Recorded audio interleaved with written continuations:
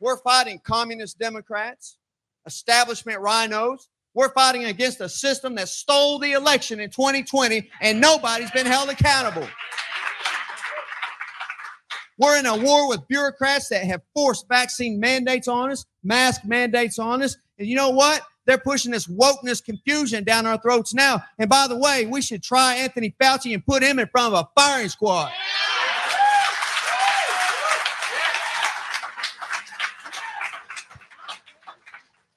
And for the Secret Service, if they're listening, I'm not advocating we kill Anthony Fauci until he's convicted of his crimes through a court.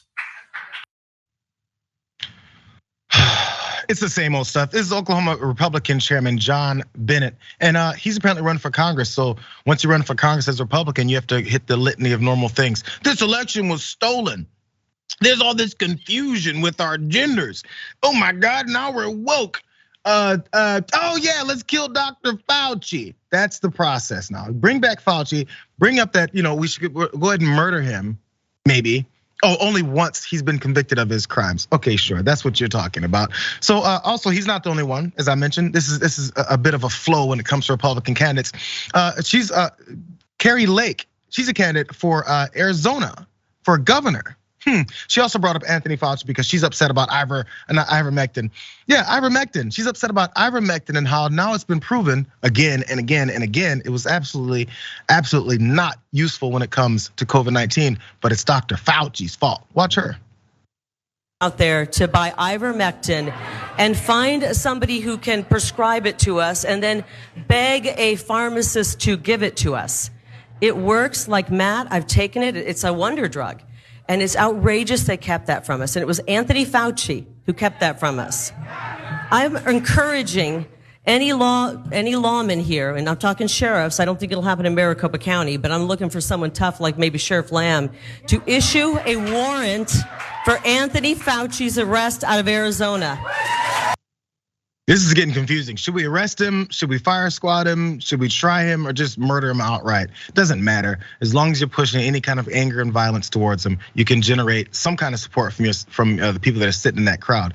One more last thought here, because again, about ivermectin.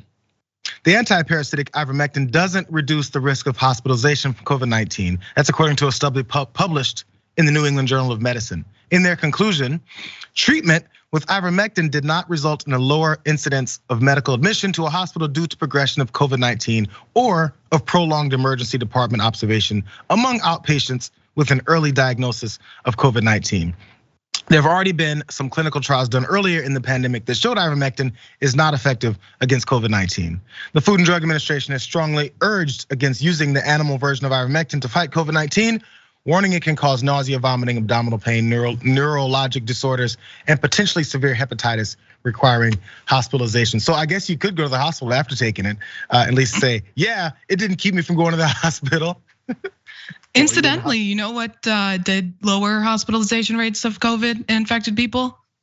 Vaccine status. I had COVID a month ago. It was terrible, but I was vaccinated and it could have been much worse and I never had to go to the hospital. So, maybe these Republicans, if they're interested in a wonder drug, I've got something for them that's free. You can get it at any pharmacy in your area. Don't have to pay a dime and it'll keep you out of the hospital. Hopefully, fingers crossed, should. But I mean, just threatening to murder, bureaucrats, as a campaign strategy. I would hope to God it's not effective, but I mean, when these are insane times we're living in, and I genuinely think that it might work for them, which is grotesque. Yeah. I have some criticisms of Anthony Fauci.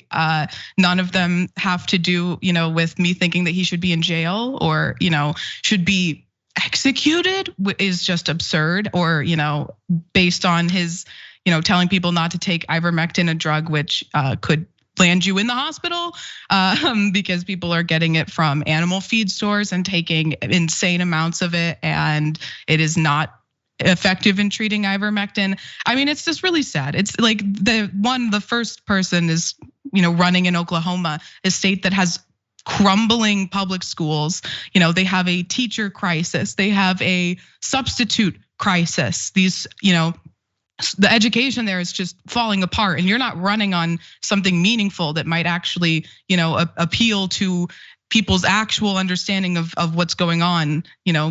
Increasing funding for public schools, strengthening, or increasing pay for public school teachers. You're running on shooting Anthony Fauci. It's just so it's dystopian. This is the illustration of the Republican Party right now. Hey, you have ivermectin conversations that was actually proven, as we point out, kill the guy who indoctrinates anyone who talks about reality.